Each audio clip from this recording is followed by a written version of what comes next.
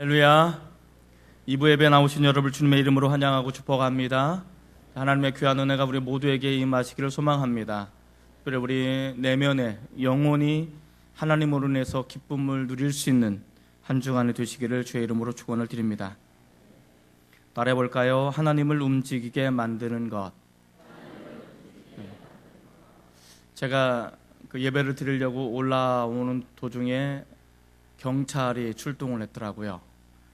경찰관 하나가 출동해서 좀 얘기를 하는데 왜 출동했는지 가만히 들여다보니까 아이들이 서로 이제 장난전을 하는 거예요. 이거 전화하면 경찰이 출동할 거냐 안 할 거냐 내기를 했는데 출동을 한 거예요. 경찰을 움직이게 하는 힘은 아이들의 전화다. 그리고 또 이번 주 우리가 굉장히 중요한 역사적 사건이 하나 있죠. 남북 정상이 만나는, 그래서 세계적인 이슈가 된 어떤 그런 부분들입니다. 정상이 움직이고 만나는 것이 우리나라뿐만 아니라 전 세계적으로 커다란 이슈를 가져오는 놀라운 소식이 되었던 거죠. 자, 그런데 만약에 하나님께서 오늘 우리가 예배를 드리는 이곳에 움직이셔서 우리 가운데 임재하시고 그분이 역사하신다면 남북 정상의 만남 아무것도 아닐 거고, 경찰이 출동하는 것 이거 아무것도 아닐 거라 생각합니다. 자, 우리는 경찰관을 움직이게 만들 수는 있고 남북 정상이 움직이게 만들 수는 있지만 정말 하나님을 움직이게 만드는 것이 무엇보다 우리 삶 속에 가장 필요한 것이 아닌가 생각이 되어집니다. 무엇이 하나님을 움직이게 만드는 것일까? 또 하나님께서 당신의 하늘 보좌에서 내려오셔서 그들에게 축복하시고 은혜 베풀어 주신다면 아마도 우리 가정과 우리 심령과 우리 공동체가 감당할 수 없는 하나님의 귀한 복과 은혜가 넘쳐날 거라고 믿습니다. 오늘 그 말씀을 통해서 우리에게 모든 사람들에게 은혜가 넘쳐나기를 바랍니다. 성경에 보면 하나님의 보좌를 움직이게 만드는 것은 여러 가지가 있습니다. 대표적인 것이 이스라엘 백성들이 이집트에서, 애굽에서 노예살이를 할 때였습니다. 너무 힘들고 어려워서 그들이 하나님을 향해서 부르짖기 시작합니다. 기도하기 시작합니다. 자, 하나님께서는 그 부르심과 기도를 들으시고 하늘 보좌에서 가만히 앉아 있을 수가 없으셨어요. 그래서 하늘 보좌에서 내려오십니다. 어디로 내려오시냐면 이집트 땅으로 내려오셔서 그들을 보십니다. 그리고 그들의 아픔을 바라보십니다. 그들의 눈물을 바라보시고 그들의 고통의 하소연을 들으십니다. 그리고 하나님께서 다짐하십니다. 내가 너희를 건져주겠다. 내가 너희를 구원해주겠다. 그리고 모세를 그들에게 보내셔서 그들을 건져내는 사건이 일어나게 되어지는 것입니다. 하나님의 보좌를 움직이게 만드는 것은 기도입니다. 마찬가지로 오늘 본문에 보면 하나님을 움직이게 만드는 또 다른 역사가 오늘 우리에게 보여주고 있습니다. 미스바에 모였던 이 사람들이 어떻게 하나님을 움직이게 만들었을까? 그래서 절망적이고 황무하고 황폐한 그 땅에 어떻게 새로운 역사를 만들어 나가고 희망을 가슴에 품고 또 다른 하나님의 축복을 그들이 누리면서 살아갈 수 있는 그런 근거가 되어질까? 이것을 오늘 우리에게 이야기해 주고 있습니다. 그래서 오늘 우리는 본문 중심을 통해서 하나님을 움직이게 만드는 것, 이것을 살펴보고 이 말씀을 따라서, 이 비밀을 따라서 오늘 우리가 이들처럼 산다면 하나님께서는 반드시 움직이셔서 우리 가운데 임재하시고 역사하시리라 믿습니다. 오늘 그 비밀을 깨닫고 오늘 우리도 이들처럼 하나님 역사하심을 경험하시는 우리 모두가 되시기를 주의 이름으로 축원을 드립니다. 자, 그렇다면 무엇이 하나님을 움직이게 만드는 것일까? 어떤 것이 하나님을 움직이게 만드는 것일까? 첫째, 하나님을 사모하는 마음입니다. 따라 볼까요? 하나님을 사모하는 마음입니다. 하나님을 사모하는 그 마음이 하나님을 움직이게 만든다라는 것을 이야기해 주고 있습니다. 7장 2절 말씀을 우리 한 목소리로 같이 읽어보도록 합니다. 7장 2절입니다. 자, 시작. 괴가 기랏 여아림에 들어간 날부터 20년 동안 오래 있은지라 이스라엘 온 족속이 여호와를 사모하니라. 자, 7장 2절은 짧은 구절이지만 풀어야 될 단어가 굉장히 많습니다. 먼저는 괴라는 단어, 괴. 여호와의 괴, 야훼의 법궤. 이 하나님의 괴는 하나님의 임재를 상징하는 것이죠. 이 법궤 안에는 항아리가 들어가 있고 돌판이 들어가 있죠. 그리고 이 법궤를 덮고 있는 시온수라는 뚜껑이 있습니다. 뚜껑 위에는 수랍에 두 수랍이 좌정해 있는데 하나님께서는 수랍 좌정 가운데 임재하신다라는 상징이 담겨져 있죠. 그래서 이 궤는 하나님의 임재가 임하는 그런 궤, 이곳은 하나님의 임재가 있는 곳입니다 라는 것을 상징적으로 보여주는 것이 궤입니다. 그런데 이 궤가 한때는 블레셋 사람에게 빼앗겼어요. 이게 들어왔어요. 돌아서 기랏 여아림 엘리에셀 집에 기브아 산당에 20년 동안 거하게 되어집니다. 자, 그런데 여기 보면 가만히 봅시다. 하나님의 궤가 이스라엘 약속의 땅으로 들어왔어요. 그리고 20년 동안 오래 있었다라고 말합니다. 20년 동안 오래 있었다. 이 부분을 우리는 주목해 볼 필요가 있습니다. 20년 동안 오래 있었다라는 것은 무엇을 의미할까? 하나님의 궤가, 하나님의 임재의 상징인 궤가 이스라엘 땅 약속의 땅에 들어왔음에도 불구하고 20년 동안 아무도 이 궤를 찾지 않았다는 것입니다. 다시 말해서 20년 동안 이스라엘 사람들은 하나님의 백성으로서 본분을 잊어먹고 하나님을 찾지도 않고 하나님 앞에 나와서 예배하지도 않고 하나님 앞에 기도하지도 않았다는 사실을 우리에게 보여주고 있는 것입니다. 놀라운 일이죠. 어떻게 이스라엘 사람들이 20년 동안 하나님을 찾지 않았다는 것일까? 하나님을 찾지 않은 이유는 무엇 때문일까? 그들은 어떻게 해서 20년 동안 하나님 앞에 나와서 예배도 하지 않고 찬양도 하지 않고 기도도 하지 않는 그런 삶을 살아갈 수가 있었을까? 이해가 되지 않는, 다른 민족이라면 모르겠습니다. 그런데 하나님으로부터 구원함을 받고 자신들은 하나님의 백성이라고 자긍심을 가졌던 이 사람들이 무려 20년 동안이나 예배가 멈추는, 예배가 상실된 그런 엄청난 사건을 우리에게 보여주고는 문장이 바로 2절 문장입니다.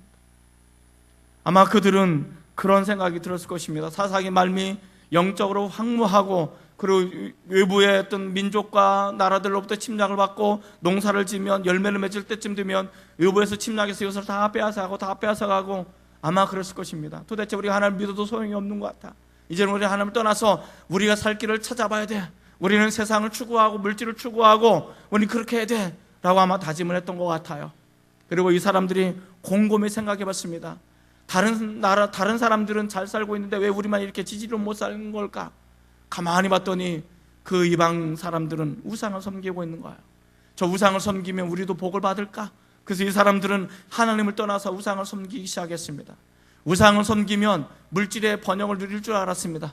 우상을 섬기면 잘 살 줄 알았습니다. 우상을 섬기면 성공적인 삶을 살아갈 줄 알았습니다. 그래서 이들은 20년 동안 하나님을 버리고 하나님을 찾지 않고 우상을 열심히 따라갔습니다. 세상을 열심히 따라가고 물질을 열심히 따라갔습니다. 결과가 어떻게 됐을까요? 더 비참해졌어요. 하나님을 잃어버리자 그들은 마음에 공허해지기 시작했습니다. 공허한 마음을 달랠 수가 없는 거예요. 공허한 마음을 달래려고 하다 보니까 결국 다른 것을 집어넣기 시작합니다. 우상을 집어넣기도 하고 물질을 집어넣기도 하고 성을 집어넣기도 하고 중독을 집어넣기도 하고 도박을 집어넣기도 하고 술을 집어넣기도 합니다. 많은 것들을 집어넣어도 해결이 되지 않는 거예요. 영적 목마름이 해결되지 않습니다. 이들은 20년 동안 하나님을 떠난 그 결과로 영혼이 더 비참해졌습니다. 더 갈급한 심령이 되었던 것입니다. 그리고 나서야 비로소 이제 우리는 어쩔 수 없구나, 하나님 앞에 돌아오자.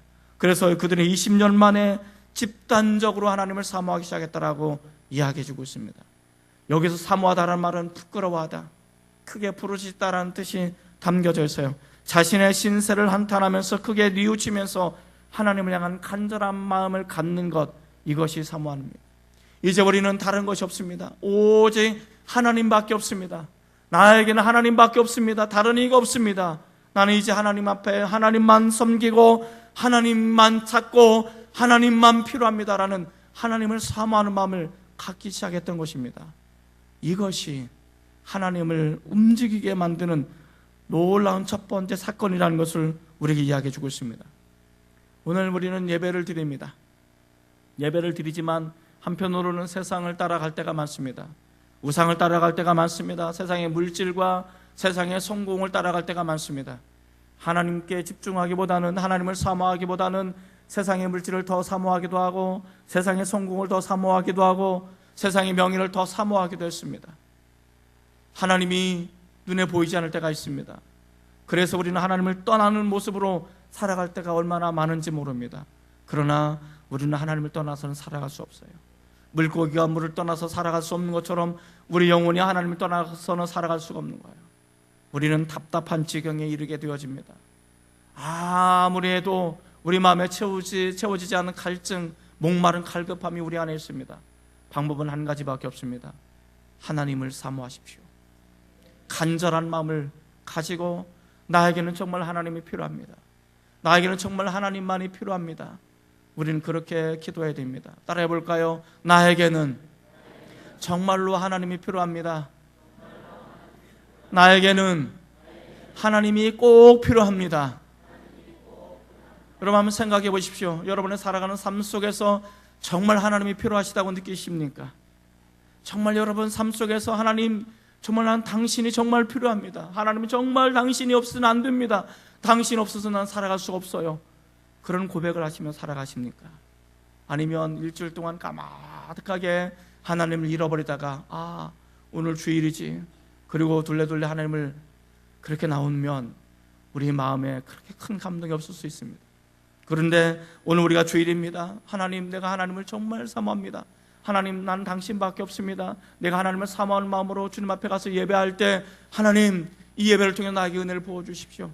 난 당신밖에 없습니다. 당신의 사랑밖에 없습니다. 나에게 은혜를 부어주시고 나에게 하나님의 사랑을 덧입혀 주십시오. 그렇게 기도하는 마음으로 나오신다면 하나님께서는 움직이실 것입니다. 이곳에 임재하실 것입니다. 그리고 여러분을 만지실 것이고 여러분을 축복할 거라 믿습니다. 그런 귀한 은혜가 넘쳐나기를 바랍니다. 두 번째, 우리가 무엇이 하나님을 움직이게 만드는 것일까? 어떤 것이 하나님을 움직이게 만드는 것일까? 둘째로, 전심으로 하나님께 돌이키는 것입니다. 따라해 볼까요? 전심으로 하나님께 돌이키는 것입니다. 우리가 전심으로 하나님께 돌이키게 되어질 때 하나님께서는 움직이기 시작합니다.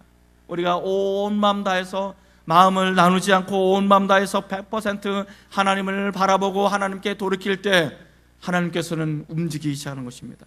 그런데 하나님께서, 사무엘은 온 이스라엘 백성을 향해서 말합니다. 우리가 하나님께 전심으로 돌이키기 위해서 두 가지를 해야 된다고 말합니다. 뭘까요? 3절 말씀으로 한번 같이 읽어보겠습니다. 3절입니다. 자, 시작. 사무엘이 이스라엘 온 족속에게 말하여 이르되 만일 너희가 전심으로 여호와께 돌아오려거든 이방 신들과 아스다롯을 너희 중에서 제거하고 너희 마음을 여호와께로 향하여 그만을 섬기라. 그리하면 너희를 블레셋 사람의 손에서 건져내시리라. 오늘 말씀해 보니까 뭐라고 말하냐면 너희가 전심으로 여호와께 돌아오려거든, 우리가 온 마음 다해서 하나님 앞에 돌아오려거든 제거하라는 것입니다. 뭘 제거하는 것입니까? 이방 신들을 제거하라는 것입니다. 아스다롯을 제거하는 것입니다. 세상의 찌꺼기를 제거하라고 이야기해 주고 있습니다. 우리가 그동안 사랑했던, 20년 동안 하나님을 외면했고 우리가 사랑했던 그 세상, 우리가 사랑했던 그 물질, 우리가 사랑했던 세상의 찌꺼기들, 우상들, 이것을 다 제거하고 하나님께 돌아오라고 이야기해 주고 있습니다. 내가 사랑하는 것이 못내 아쉬워서 이것을 끌어안고 하나님 앞에 나와서는 합당하지 않다고 말합니다. 내가 세상을 여전히 사랑하는 마음을 가지고 하나님 앞에 나오는 것은 합당하지 않다고 말하는 것입니다. 내가 하나님보다도 물질을 더 사랑하는 마음을 가지고 그 마음을 가지고 하나님 앞에 나오는 것은 합당하지 않다라고 이야기해 주고 있는 것입니다. 다 제거하십시오. 아직도 내가 온전하게 전심으로 하나님을 찾지 못하는 것이 있다면 그것을 가지고 하나님 앞에 기도하십시오. 하나님, 내 힘으로 안 됩니다. 하나님, 내가 이것을 제거하려고 얼마나 무던히도 노력했는지 안 됩니다. 하나님의 도우심이 필요합니다. 성령의 역사가 필요합니다. 그렇게 기도하시고 하나님 앞에 전심으로 우리가 제거한다면 내 안에 아직 남아있는 세상의 찌꺼기, 내가 아직도 하나님을 온전히 바라지 못하고 다른 거 바라보고 있는 그 마음의 찌꺼기들이 다 제거될 수 있도록 기도하십시오. 그러면 성령의 불로 다 데워질 것입니다. 하나님께서 그 마음을 온전히 받아주시리라 믿습니다. 여러분, 우리가 그렇게 나가야 되는 것입니다. 성경에도 말하고 있지 않아요? 너희가 두 눈을, 온전한 두 눈을 가지고 지옥에 들어가는 것보다 차라리 범죄한 한쪽 눈을 빼버리고 한쪽 눈에 구눈이 되는 한이 있더라도 그렇게 하나님 나라의 천국에 들어가는 것이 낫다라고 말하고 있습니다. 여러분, 우리가 아직도 하나님보다 더 사랑하는 그 마음들이 아직도 남아있다며 그거 다 제거하십시오. 다 버리십시오. 그리고 온전히 하나님만을 사랑하는 마음을 가지고 나오시기를 바랍니다. 두 번째 조건은 뭡니까? 하나님을 향해서 전심 나온 두 번째 조건은 마음을 하나님께로 향하라고 말합니다. 마음을 하나님께로 향하고 오직 하나님만을 섬기라고 이야기해주고 있습니다. 하나님, 나 하나님 사랑해요. 나 하나님 사랑합니다. 그래서 하나님 앞에 나왔습니다. 나 예배를 받아주십시오. 근데 내 마음은 딴 데로 가고 있어요. 마음은 콩밭에 갔어요. 그러면 하나님께서는 그 마음 받아줄 수 없다는 거예요. 내 마음은 딴 데가 있는데, 몸은 여기 와 있어도 내 마음이 딴 데가 있으면 그건 의미가 없다는 것입니다. 마음이 나누어지면 안 됩니다. 전심으로 마음을 하나님께 집중하시고 오직 하나님께로 향할 수 있도록, 그래서 나는 이제 하나님만 필요하고 하나님만 바라보고 나는 오직 하나님만 섬기겠습니다. 그 마음이 필요한 거예요. 우리 마음이 나누어지지 않도록 조심하십시오. 마음이 나누어진다는 것은 어떤 것입니까? 우리가 전심으로 하나님 앞에 나오지 못한다는 것입니다. 우리가 99% 하나님 앞에 드리고 1% 다른 곳에 마음에 드는 것도 전심이 아닙니다. 이것도 다 올 100% 하나님을 향해 나가는 것이 전심인 것입니다. 어느 날 제자들이 바다 위를 배를 젓고 가는데 풍랑이 일어나는 거예요. 그런데 예수님께서 제자들을 도와주시기 위해서 풍랑 위로 걸어오시는데 제자들은 놀랍니다. 귀신이다. 그랬더니 예수님께서 뭐라고 말합니까? 아니, 나야. 그랬더니 베드로가 이런 말하죠. 정말 우리가 사랑하는 예수님이라면 나로 명하여 물을 위로 거저서 주님 앞에 가게 하십시오 라고 요구합니다. 예수님께서는 뭐라고 말하냐면 와라, 걸어와라. 그때 베드로가 어떻게 합니까? 물 위로 뛰어내리죠. 그리고 예수님을 바라보고 tum벙tum벙 물 위를 걸으면서 예수님을 향해 나가죠. 이것이 전심입니다. 오직 예수님만 바라보고 나가는 이것. 그런데 갑자기 파도가 확 밀려옵니다. 파도가 확 밀려오니까 베드로가 예수님을 바라보지 못하고 확 밀려오는 파도를 바라보기 시작합니다. 그럴 때 어떻게 합니까? 바닷속으로 빠져들어가는 거죠. 예수님께서 베드로를 건지시면서 뭐라고 말합니까? 믿음이 적은 자요, 왜 의심하였느냐. 믿음이 적은 자요. 이 믿음이 적다라는 것은 마음이 나뉘어지다 라는 뜻입니다. 하나님을 향해서 전심으로 하나님만, 주님만 바라보고 할 때는 기적이 일어나는 거예요. 그런데 갑자기 상황이 바뀌어졌을 때, 상황이 바뀌었다고 해서 그 상황을 바라보기 시작할 때 우리 주님에 놓치게 되는 거예요. 마음이 나뉘는 거예요. 한 눈은 예수님을 바라보고 한 것은 세상을 바라본다면 우린 마음이 나뉘어지게 되는 것입니다. 이것은 전심으로 나가는 게 아닙니다. 이것은 기적을 일으킬 수 있는 믿음을 만들어 나갈 수 없습니다. 이러한 마음은 하나님을 움직이게 만들 수 없는 거예요. 방법은 한 가지입니다. 전심으로 온 마음 다해서, 마음을 다해서 하나님 앞에 나오는 것. 그러면 내가 너희를 축복하겠다고 말합니다. 더 이상 너희가 괴롭힘을 당하지 않도록 내가 너희를 건져주겠다, 내가 너희를 구원하겠다라고 하나님께서 말씀하고 있는 것입니다. 자, 그런데 이스라엘 백성들은 어떻게 하셨습니까? 7장 4절 말씀을 한번 같이 읽어보겠습니다. 7장 4절. 자, 시작. 이에 이스라엘 자손이 바알들과 아스다롯을 제거하고 여호와만 섬기니라. 이들이 제거하고 여호와만 섬겼다라고 말하고 있습니다. 이것이 하나님이 축복을 주시는 놀라운 것입니다. 하나님의 마음은 다른 게 아니에요. 하나님의 마음은 너희가 내 백성이고 너희가 내 자녀고 나는 너에게 많은 것을 축복해 주기를 원한다는 거예요. 너희가 더 이상 침략받지 않고 너희가 당당하게 살아가기를 원하고 너희에게 풍성한 삶을 내가 주기는 것이 내 마음이다라고 우리 주님께서 말씀하고 싶은 거예요. 그런데 너희가 다른 것을 바라보고 다른 것을 추구하고 네 마음을 다른 것에 빼앗기고 나에게 주지 않으면 내가 너희를 어떻게 축복해 줄 수 있겠느냐라고 말하는 거예요. 이것이 하나님 아버지의 마음입니다. 그래서 이들이 우상을 다 제거하고 오직 하나님만 우리는 섬기겠습니다, 오직 하나님만 바라보겠습니다라고 결단하고 다짐하며 하나님만을 섬기게 될 때 하나님께서 움직이셔서 그들에게 축복하셨다는 것입니다. 이 시간 사랑하는 성도 여러분, 오직 하나님께로만 돌이키시기 바랍니다. 오직 하나님만 섬기시길 바랍니다. 그런 은혜가 넘쳐나기를 바랍니다. 우리 옆에 사람과 한번 축복하시겠습니다. 당신은 오직 하나님만 섬기시기를 바랍니다.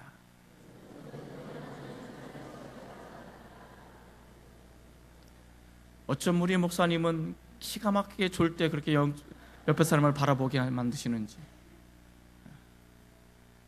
자, 오직 하나님만 바라보고 전심으로 나오시는 저와 여러분 되시길 주의 이름으로 축원을 드립니다. 자, 그러면 세 번째 마지막, 무엇이 하나님을 움직이게 만드는 것일까? 어떤 것이 하나님을 움직이게 만들 것일까? 함께 모여서 기도하는 것입니다. 따라해 볼까요? 함께 모여서 기도하는 것입니다. 자, 중요한 것은 함께 모여서 기도하는 것입니다. 예를 들어서 내가 어떤 문제가 생겼어요. 하나님의 은혜가 필요해요. 하나님 도우심이 필요해요. 그래서 나 혼자 하루에 10시간 하나님 향해서 부르짖고 또 부르짖고 또 부르짖어 기도하는, 그것이 10시간 만에 이것이 응답을 되었다면, 2사람이면 5시간이면 응답을 받습니다. 3사람이면 3시간이면 응답을 받습니다. 100명이면 1000명이면 10분만 그 문제를 가지고 기도해도 응답을 받습니다. 이것이 기도의 법칙입니다. 하나님께서는 우리가 나 혼자 하나님을 향해서 부르짖어 기도하는 것보다 더 중요한 것은 함께 모여서 더불어 기도하는 것을 원하셨다는 것입니다. 예를 들어 봅시다. 사도행전 2장에 보면 사람들이 한 곳에 모여서 120명 사람들이 열심히 기도합니다. 120명 사람들이 한 목소리를 향해서 한 마음을 가지고 기도하기 시작할 때 성령이 바람처럼 불처럼 그들에게 임했습니다. 그리고 초대교회에 문제가 생기면 그들이 한 곳에 모여서 열심히 기도하게 되어질 때 성령이 충만함이 임했습니다. 베드로가 잡혀 들어갔을 때, 감옥에 갇혔을 때 성도들이 모여서 한 곳에 모여서 열심히 기도하게 되어질 때 역사가 일어나기 시작한 것입니다. 이것이 비밀인 것입니다. 이제 나 혼자 기도하는 것도 중요하지만 한 곳에 모여서 한 자리에 모여서 함께 한 마음을 가지고 하나님 앞에 기도하기 시작할 때 역사가 일어나기 시작하는 것입니다. 이스라엘 백성들이 미스바에 모였습니다. 미스바에 모여서 그들이 한 목소리를 향해서 하나님 앞에 간절히 기도하기 시작합니다. 어떻게 기도하기 시작합니까? 6절 말씀에 보면 이렇게 말하고 있습니다. 6절 한번 같이 읽어보겠습니다. 6절입니다. 자, 시작. 그들이 미스바에 모여 물을 길어 여호와 앞에 붓고 그날 종일 금식하고 거기에서 이르되 우리가 여호와께 범죄하였나이다 하니라. 사무엘이 미스바에 이스라엘 자손을 다스리니라. 여기 보면 그들이 미스바에 모여서 기도하기 시작하는데 어떻게 기도합니까? 종일 금식하면서 기도합니다. 종일 금식하면서 기도하고 그렇게 말합니다. 여호와여, 우리가 주께 범죄했습니다. 하나님, 우리가 주님께 잘못했습니다. 하나님, 우리가 주님을 떠나는 것이 잘못되었고 우상을 섬긴 것이 잘못되었고 하나님보다 더 다른 것을 사랑하는 것이 잘못되었음을 고백합니다. 우리의 잘못을 용서해 주십시오. 그들이 모여서 한 것은 다른 게 아닙니다. 금식하면서 회개할 때 하나님 앞에 나오게 됩니다. 금식이라는 것은 목숨을 걸고 기도하는 것입니다. 그들은 가슴을 치면서 자신의 회개하며 눈을 울며 불며 하나님 앞에 기도하기 시작하는 것입니다. 하나님께서는 이 기도를 받으십니다. 우리가 하나님을 이길 수 있는 유일한 방법이 한 가지 있어요. 뭘까요? 좀 그 말이 좀 이상하지만 우리가 하나님을 이길 수 있는 유일한 방법, 우리의 눈물입니다. 하나님은 우리의 눈물을 이길 수가 없었어요. 아세요? 하나님은 우리의 눈물을 이길 수 없어요. 부부싸움하다가 싸우다 안 되면 어떡합니까? 아내가 울어버리면 끝나는 거예요. 울면 끝나는 거예요. 똑같아요. 우리 하나님 앞에 밀당하죠. 좀 어떻게 해주세요. 안 되죠. 우리 하나님 앞에 울면 끝나는 거예요. 이게 비밀인 거예요. 근데 이스라엘 백성들이 이 비밀을 안 거예요. 그들이 하나님 앞에 나서 금식하면서 밥을 쫄쫄 굶으면서 그렇게 부르짖어 기도합니다. 하나님, 우리가 주님께 범죄했습니다. 하나님, 우리가 하나님께 잘못했습니다. 우리를 용서해 주십시오. 그렇게 울며 불며 기도하는데 그 기도를 어떻게 하나님께서 외면하실 수가 있겠어요? 하나님께서는 그 기도를 결코 외면하실 수가 없는 거예요. 오늘날 한국 교회가 어떤 기도가 사라졌습니까? 하나님을 향해서 통곡하는 통곡의 기도가 사라지지 않았어요. 언제부턴가 하나님을 향해서 통곡하며 하나님, 우리를 용서해 주십시오. 하나님, 우리가 잘못했습니다. 우리를 불쌍히 여겨 주십시오라고 그렇게 하나님 앞에 나서 간절하고 통곡의 기도가 언제부턴가 사라졌습니다. 하나님, 우리에게 축복해 주십시오. 물질의 축복만 필요합니다. 그렇게 기도했지. 정말 하나님께서 기뻐하시는 그 삶대로 살지 못해서 가슴이 미어지고 가슴이 아파서 우리 주님께서 나를 위해서 십자가에 자신의 아들을 못 박아 죽일 만큼 사랑하셨는데 우리는 그분 앞에서 아무것도 행한 것이 없어서 너무 부끄럽고 너무 가슴 아파서 가슴을 치면서 통곡하며 또 기도했던 우리의 믿음의 선조들을 기억해 보시기 바랍니다. 나라와 민족을 위해서 가슴에 품고 기도했고요, 또 선교를 위해서 가슴에 품고 기도했고, 우리들의 문제를 가슴에 품고 울며불며 기도했던 이 통곡의 기도가 사실은 우리나라를 번영의 길로 가게 만들고 부흥을 만들고 하는 역사를 써왔다는 것입니다. 그런데 이제 어느 정도 먹고 살만하니까, 이제는 괜찮을 만하니까 이 통곡의 기도가 사라지기 시작했습니다. 얌전한 기도가 됐고 화려한 기도가 됐고 우리의 듣기에 좋은 기도가 되어버렸습니다. 다시 한번 우리는 돌아가야 됩니다. 이스라엘 백성들처럼 금식하고 모여서 종일 하나님 앞에 부르짖어 기도할 때 하나님께서는 그 기도를 응답하실 것을 믿습니다. 하나님께서는 이 기도를 들으셨습니다. 그리고 드디어 움직이기 시작하셨습니다. 그런데 하나님께서 이들에게 작은 시험을 하는 거예요. 정말 너희가 나에게 돌아왔는지, 너희가 정말 나를 얼마만큼 사모하고 전심으로 나를 찾고 있는지 한번 내가 확인해 보고 싶어. 그렇게 해서 그들에게 작은 시험을 하나님께서 내십니다. 7절 말씀 같이 한번 읽겠습니다. 7절입니다. 자, 시작. 이스라엘 자손이 미스바에 모였다함을 블레셋 사람들이 듣고 그들의 방백들이 이스라엘 치러 올라오는지라. 이스라엘 자손들이 듣고 블레셋 사람들을 두려워하여. 자, 여기 보면 미스바라는 곳에서 이들이 모였어요. 그런데 이 소식을 이 사람들이 들었어요. 이 미스바에서 좀만 내려가 보면 그 앞에 아벡이라는 물이 샘솟는 군사 전략지가 있어요. 성지순례 갔다 오신 분 알 거예요. 아벡. 그 앞에 아벡에서 보면 정말 평야가 펼쳐져 있고 그 앞에 눈물이 흐르고 있어요. 그리고 좌측으로 보면 약간 야트막 언덕이 있는데 그 위가 바로 미스바예요. 그러니까 거리가 가까워요. 그런데 이 가까운 곳에서 모여서 기도하기 시작하는데 이제 이 소식을 듣고 블레셋 사람들이 쳐들어오네요. 그러니까 이 사람들의 마음이 두려운 거예요. 왜냐하면 블레셋 사람들과 여러 번 싸웠는데 이겨본 적이 없는 거예요. 그러니까 오늘도 우리가 또 패배하지 않을까, 빼앗기지 않을까, 우리가 죽지는 않을까 두려운 거예요. 그래서 그 마음이 두려웠습니다. 그런데 중요한 것은 그 다음에요.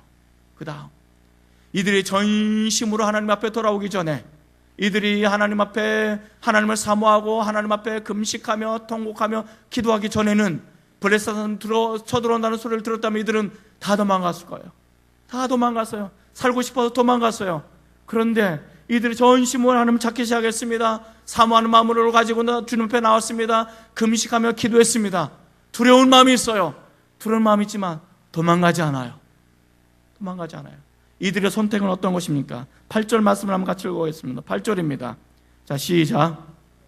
이스라엘 자손이 사무엘에게 이르되 당신은 우리를 위하여 우리 하나님께 여호와께 쉬지 말고 부르짖어 우리를 블레셋 사람들의 손에서 구원하시게 하소서 하니.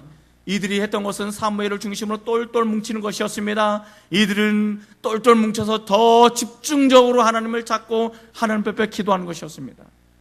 지금이야 우리가 예수님의 십자가를 통해서 하나님 앞에 나아가서 마음 놓고 기도할 수 있었지만 예전에는 그게 잘 안 됐던 거예요. 중재자가 필요한 거예요. 그래서 중재자인 사무엘을 중심으로 이들이 뭉치기 시작합니다. 모이기 시작합니다. 당신은 우리에서 쉬지 말고 여호와께 기도해 주십시오. 우리는 당신을 떠나지 않을 것입니다. 우리는 당신 곁에 남아있을 것입니다. 우리는 두렵지만 이 죽음의 위협 앞에 우리는 떠나지 않을 것입니다. 이 변한 거예요. 변한 거예요. 하나님이 움직이시게 할 때 이들이 마음이 변하기 시작한 거예요. 그리고 9절에 열매가 나타납니다. 9절 한번 같이 읽어보겠습니다. 자, 시작. 사무엘이 젖 먹는 어린 양 하나를 가져다가 온전한 번제를 여호와께 드리고 이스라엘을 위하여 여호와께 부르짖음에 여호와께서 응답하셨더라. 저는 이 구절을 묵상하는데 가슴이 얼마나 뛰었는지 몰라요. 얼마나 은혜가 됐는지 몰라요. 다시 한번 읽어보겠습니다. 정말 중요한 단어가 있습니다. 한번 같이 읽습니다. 시작. 사무엘이 젖 먹는 어린 양 하나를 가져다가 온전한 번제를 여호와께 드리고 이스라엘을 위하여 여호와께 부르짖음에 여호와께서 응답하셨더라. 어떤 단어가 눈에 들어와요? 아마 응답하셨다는 단어가 눈에 들어오죠? 저는 응답의 단어가 눈에 안 들어와요. 이 단어가 너무 강렬해서 제 마음을 사로잡아서 이것이 제 마음을 감동시켰어요. 뭘까요? 온전한 제사. 온전한 제사. 자, 봅시다. 미스바라는 언덕백 위에 모였어요. 아벡은 밑에 있어요. 이들이 치고 올라와요. 눈에 보여요. 눈에 보여요. 저 멀리 지금 블레셋 사람 쳐들어오는 게 보여요. 점점 가까이 와요. 그래서 이 사람들은 사무엘 중심으로 이제 더 똘똘 뭉쳤어요. 그런데 사무엘의 선택이 뭡니까? 어린 양 하나를 구별하고 온전한 제사를 드리기 위해서 어떻게 하는 거예요? 어린 양 위에다가 안수하고, 그리고 어린 양을 끌어다가 정례의 책을 통해서 어린 양의 피를 받고, 어린 양의 가죽을 벗기고, 뼈 마디마디를 자르고, 내장을 구별하고 살을 구별하고, 또 이 장작을 피워서 내장과 살을 다 태우고, 피는 어떻게 해요? 피는 법궤 위에 바르는 거예요. 이게 온전한 제사예요. 그러니까 지금 얼마나 급해요. 적들은 지금 막 쳐들어오고 함성을 지르면서 와 하고 쳐들어오는데 지금 뭐 하고 있는 거예요? 어린 양을 잡고 있는 거예요. 이게 어린 양을 잡아서 피를 다 뽑고 이것을 벗기고 이게 각을 뜨고 또 분리해내고 태우고 시간이 많이 걸릴까요? 안 걸릴까요? 안 잡아봐서 모르죠. 시간이 많이 걸리는 거예요. 지금 시간이 지금 많이 걸리는데 지금 어떻게 해요? 똥줄 타잖아요. 뭐 여러분 일이 아니라고 뭐 똥줄 안 타는 것 같은데 지금 눈앞에 막 쳐들어오고 있잖아요. 막 함성 들고 뭐 창 들고 칼 들고 막 들어오잖아요. 그런데 지금 뭐 하고 있는 거예요? 이 예배를 드리는 거예요. 아마 마음속에 얼마나 두려웠는지 모를 거예요. 그런데도 하나님을 떠나잖아요. 예배에 집중하기 시작하는 거예요. 그들의 함성 소리가 들리지 않아요. 그들이 막 쳐들어오는 건데 그들의 눈이 보이지 않아요. 하나님밖에 안 보이는 거예요. 그러니까 온전한 예배를 드릴 수 있는 거예요.